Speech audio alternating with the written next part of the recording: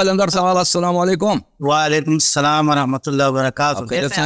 ٹھیک ہے, اللہ آپ کو سلامتی دے میرے بھائی. کہاں سے کال فرمایا؟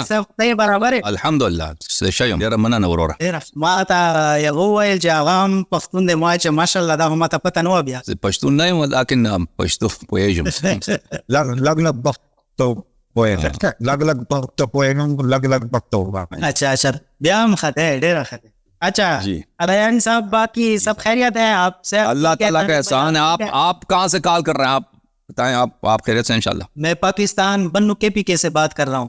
پہلی دفعہ کال ہے میری. بنو, اللہ آپ کو بہت عزت سلامتی دے. حکم کریں میرے بھائی, کیا حکم ہے؟ اچھا, میں نے کال کس حوالے سے کیا تھا, میں نے آپ کا ایک مناظرہ دیکھا ہے استغاثہ کے حوالے سے. ٹھیک ہے جی سر. جی سب سے پہلی بات تو یہ ہے کہ مجھے کوئی اختلافی باتیں نہیں چھیڑنی, بس کچھ باتیں ایسی ہے کہ سامنے رکھنے ہیں, اس پہ آپ کے کامنٹ چاہیے ہوتے ہیں. اور اسی طرح اور بھی بہت سارے لوگ ہیں جو کہ جی ان کے ایسے سوال ہے جو کہ مولوی حضرات یا دیتے نہیں ہیں یا دینے سے کتراتے ہیں یا پھر غلط دیتے ہیں. تو سب سے پہلے آپ سے میں یہاں سے سٹارٹ کروں گا کہ جو استغاثہ ہے, مثال کے طور پر ارواح سے مدد لینے کا طریقہ ہے, وہ مختلف طریقے ہیں. جس طرح انسان کی نظر کھل جائے یا بند آنکھوں سے نظر آتا ہے, یا کھلی آنکھوں سے بھی اللہ کا کرم کسی کسی کے اوپر ہو جاتا ہے, نظر آ جاتا ہے. ٹھیک ہے, تو استغاثہ میں ہم مدد اس سے جب لیتے ہیں تو سب سے پہلے آپ سے میں نے یہ پوچھنا تھا کہ وہ کس طرح ہماری مدد کر سکتے ہیں. تو یہ جو ارواح جو ہے نا, یہ جو گوسٹ, جس کو انگلش میں گوسٹ بولتے ہیں, یہ ان سے مدد لینا یہ کوئی اسلامی طریقہ کار نہیں ہے کہ کوئی بھی میت ہے, کوئی بھی مردہ ہے بھائی, اس سے آپ مدد لے لو. یہ اہل بیت علیہ السلام میں, ہمارے مذہب میں نہیں ہے اس طرح کی تاکید. اگر کسی شخص کو ایسے روح کا پتہ ہے بھائی, ایسے کوئی روح ہے دنیا میں جو اس کو مدد کر سکتا ہے, ہمیں نہیں معلوم اس کا, ٹھیک ہے نا, نہیں معلوم. لیکن ہمارے مذہب میں جو ہے اہل بیت طاہرین علیہ السلام کا, اللہ تعالیٰ اور ملائکہ اور اہل بیت طاہرین علیہ السلام کا, یہ ہم آپ کی مدد کر سکتے ہیں. تو یہ کیسے کرتے ہیں یہ ہمیں نہیں معلوم کہ کیسے کرتے ہیں, کیسے کا نہیں معلوم. جیسے رسول اللہ صلی اللہ علیہ وسلم مثلا امیر المومنین علیہ الصلوۃ والسلام کے چشم مبارک میں اپنے لعاب دہن ڈال دیے بھائی. وہ بہت خیبر کے موقع پہ بہت ان کے چشم مبارک میں بہت درد تھا, بیماری تھی, انہوں نے جو ہی لعاب دہن ڈال دیا وہ ٹھیک ہو گئے فوراً. پھر آخر تک وہ کبھی آنکھوں میں ان کو تکلیف نہیں ہوئی. یہ کیسے ہوا ہے, کیسے ہمیں نہیں معلوم. لیکن اللہ تعالیٰ نے اپنے حبیب صلی اللہ علیہ وآلہ وسلم کو اور اوصیاء حبیب صلی اللہ علیہ وآلہ وسلم کو, ائمہ اطہار علیہ السلام کو بہت سارے کرامات دیے ہیں, بہت سارے معجزات عطا کیے ہیں. جیسے حضرت عیسیٰ ابن مریم علیہ السلام مردے کی طرف اشارہ کرتے, مردہ قبر سے اٹھ جاتا تھا, کڑا ہو جاتا تھا, قبر چیر کے کڑا ہو جاتا تھا, وہ بدن پہ خاک ہے, وہ مٹی ہے, اس کو صاف کرتا تھا. السلام علیکم یا روح اللہ, اللہ السلام آپ کے یا اللہ کے نبی یا روح اللہ, آپ نے مجھے بلایا. اس طرح ہمارے احادیث میں بہت ہے کہ امیر المؤمنین علیہ السلام نے مردوں, قبرستان پہ مردوں کو زندہ کیا,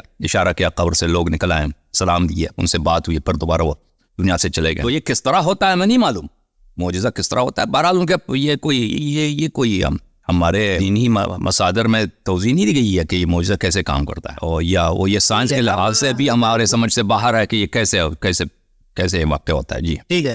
اچھا, دوسری بات یہ تھی شیخ صاحب, ہمارے ہاں جو بتایا جاتا ہے کہ غیب میں اللہ کے سوا کسی کو بھی پکارنا شرک, اور وہ اس پر جو قرآن کی وہ آیت ہے جو کہ مشرکوں کے لیے آئے ہوئے ہیں, جہاں سے دعا کا لفظ وہ لیتے ہیں کہ دعا صرف اللہ سے ہے, دعا طلب ہے. آپ ذرا اس پہ مجھے وضاحت ہے کہ جو دعا ہے یہ سب. جی تو اس سے ہماری گفتگو ہوئی تھی, اس سے مولوی کیا نام ہے, خالد ہے, محمود ہے, کیا نام تھا, واٹک والے جو تھے.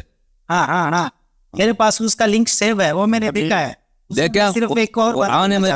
قرآن مجید دیکھیں, کسی حدیث میں نہیں ہے کہ آپ اللہ کے علاوہ کسی اور سے مدد نہیں لے. حدیث میں موجود ہے کہ اگر آپ کا جانور یعنی گھوڑا ہے, خچر ہے یا اونٹ ہے, صحرا میں گم ہو جائے تو آپ بلائیں, وہاں پہ دیکھنے کو کوئی نظر نہیں آئے گا, آپ بلائیں, یا عباد اللہ اغیثونی, اللہ مجھے مدد کرو, غیب سے آئیں گے, آپ کی مدد کرنے کو آئیں گے. تو یہ حدیث کسی حدیث میں نہیں ہے. قرآن میں وہ آیات جو ہیں, دیکھیں, دعا یدعو کا عربی زبان میں دو معنی, ایک معنی ہے عبادت کرنا, ایک معنی ہے پکارنا, ٹھیک ہے نا. قرآن مجید میں کہ جہاں یہ کہا گیا کہ آپ اللہ کے علاوہ کسی اور کو اس کے لیے دعا یدعو ہے, وہ اس کا ترجمہ اگر آپ کریں پکارنا تو ٹھیک ہے بھائی, بات آپ کی بالکل صحیح ہے, اور اس میں غیب نہیں ہے, غیب کا شرط نہیں ہے. اس کا پھر یہی ترجمہ ہوگا, یہی مفہوم ہوگا کہ اللہ کے علاوہ آپ کسی کو پکار نہیں سکتے, ٹھیک ہے نا. پکارنا ہی حرام ہوگا, شرک. اور یہ جو پھر کہتے ہیں کہ مفوق الاسباب اور متحت الاسباب, آپ سن لینا, ایک کا جواب لے لیں, دوسرے کا پر جواب آ جائے. تو یہ ایک ترجمہ ہے. اگر یہ ترجمہ صحیح ہو تو پھر حرام ہو جائے گا کسی کو آپ پکاریں, یعنی اللہ کے علاوہ کسی کو آپ پکارے سامنے بھی ہو, پھر حرام ہے, ٹھیک ہے نا.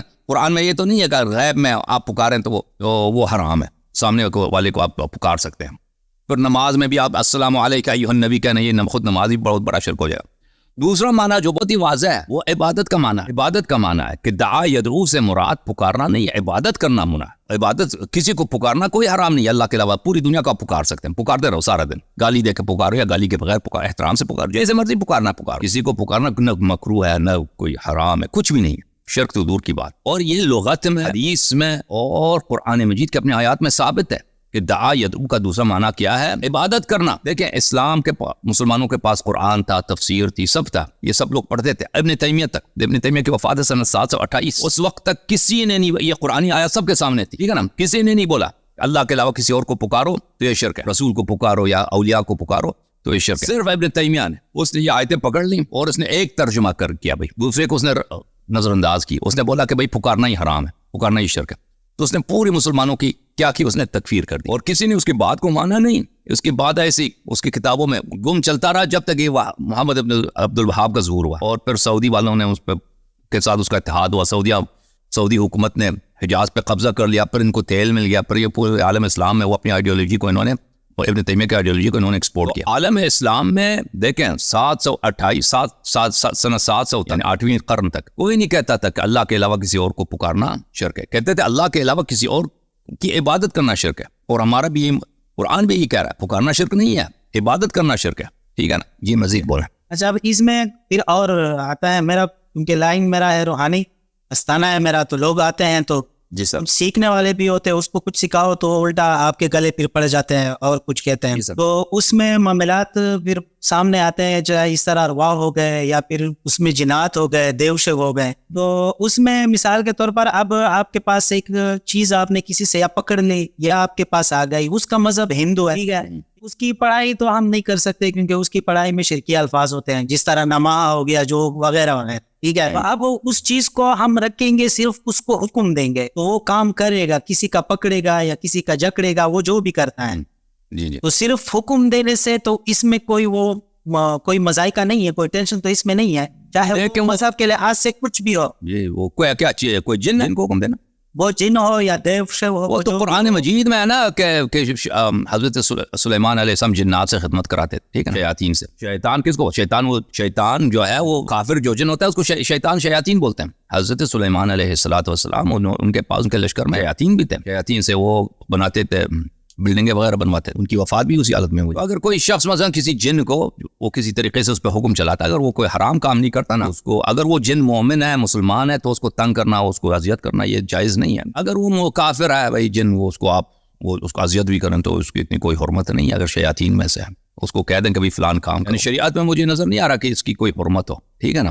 اگر واقعا ایسا کوئی چیز ہے مجھے نظر نہیں آ رہا کہ یہ حرام ہو. بہرحال سحر کرنا حرام ہے, سحر اور چیز ہے بھائی, جادو جنتر کرنا نا, کسی کو آپ جادو کریں, کسی جن سے آپ کوئی کام اٹھائے نا, جن سے کہہ دیں کہ بھائی تم فلان کام کرو, وہ کوئی کام کر لیتا ہے, یہ سحر نہیں ہے, یہ جادو نہیں ہے. اللہ جو جادو ہے اور چیز ہے, اچھا وہ حرام ہے. وہ اللہ اگر جن کوئی کسی کی بات مانتا ہے, کسی سے کوئی کام کرتا ہے, بہرحال اگر انسان وہ بہت سارے ہوتا ہے نا لوگ جنات سے جو دوستی کرتے ہیں وہ حرام کا مرتکب ہوتا ہے نا, وہ بہت سارے حرام چیزیں.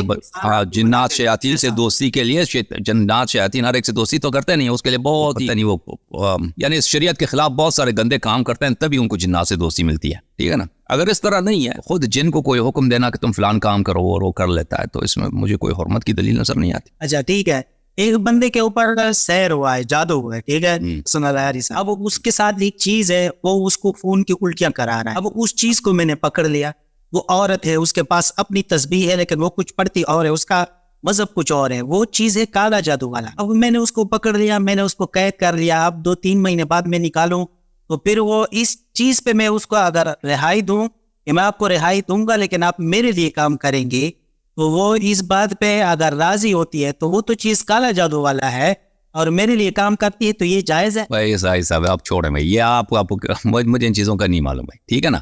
ہم یہاں پر دیکھیں جو عام حلال حرام کے مسائل ہوتے ہیں وہ بیان کرتے ہیں, اور جو شیعہ اور جماعت مخالفین کے درمیان اختلافی مسائل وہ بیان کرتے ہیں. اگر کوئی شخص جن کو اسیر بنا لیتا ہے نا, اگر وہ مسلمان ہے, جن مومن ہے, تو اس کو مسلمان مومن کو آپ اسیر نہیں بنا سکتے, ایک گناہ. اگر وہ کافر ہے, وہ جن شیاطین ان میں سے ہے, یہ کوئی دلیل نہیں ہے کہ وہ حرام ہو, اس کو آپ قیدی بنا لیں, اس سے کام کرا دیں. اب یہ تو مومن کو آپ اذیت نہیں کر سکتے.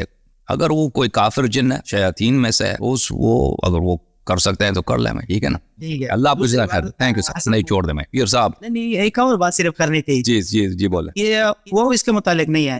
آپ صوفی حضرات کو حضرت ملعون کہتے ہیں. جس طرح پچھلے ایک ڈیبیٹ میں آپ کا سن رہا تھا تو آپ نے شیخ عبد القادر جیلانی رحمۃ اللہ علیہ کو ملعون کہا, تو وہ آپ کس بنا پہ حضرت کہتے ہیں؟ یہ اہل بیت طاہرین علیہ السلام نے صوفیہ کو لعنت کی ہے. صوفیہ کو یہ تصوف جو اسلام کا جزء نہیں ہے. اہل بیت علیہ السلام کے احادیث میں تصوف, دیکھیں نبی صلی اللہ علیہ وسلم صوفی نہیں تھے. نبی صلی اللہ علیہ وآلہ وسلم صوفی نہیں تھے. نبی کریم صلی اللہ علیہ وآلہ وسلم تصوف لے کے نہیں آئے. یہ صوفی حضرات دیکھیں احادیث ہمارے سامنے ہے, رسول اللہ صلی اللہ علیہ وسلم کی سنت ہے, ان کے امر نہیں ہے, ٹھیک ہے نا. وہ تو سب کے لیے, صوفیوں کے پاس اس کے علاوہ کیا چیز ہے؟ وہ ان کے پاس اور چیز ہے نا, تبھی تو وہ صوفی ہے.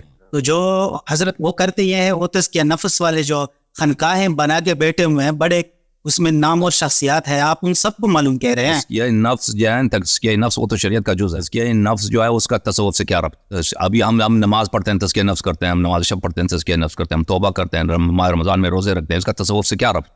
ٹھیک ہے نا, اس کا تصوف سے کیا ربط ہے بھائی؟ چلو ٹھیک ہے, آپ صوفی حضرت کہتے کس کو ہے؟ آپ لوگ کیا, آپ صوفی ہیں, آپ لوگ کیا کرتے ہو؟ نہیں میں ویسے ہی خانقاہ میں دیکھو وہ خلاف شرع بہت سارے کامیں کرتے ہیں. یہ پوری مریدی بالکل اسلام میں ہے ہی نہیں. اور یہ پیر جو ان کو دستور العمل دیتے ہیں کہ تم اس طرح کرو, یہ کرو, وہ کرو, فلان کام کو اس طرح بجا لاؤ, یہ سب اسلام سے باہر کی باتیں. کسی پیر کی تم جا کے بیعت کرو, یہ چیزیں یہ اہل بیت علیہ السلام نے ایسے لوگوں کو لعنت فرمایا اور فرمان سے دور رہو, اور ٹھیک ہے, جزاک سختی سے منع کیا. بہت مہربانی, اللہ آپ کو جزائے خیر دے میرے بھائی, اللہ آپ کو سلامتی دے.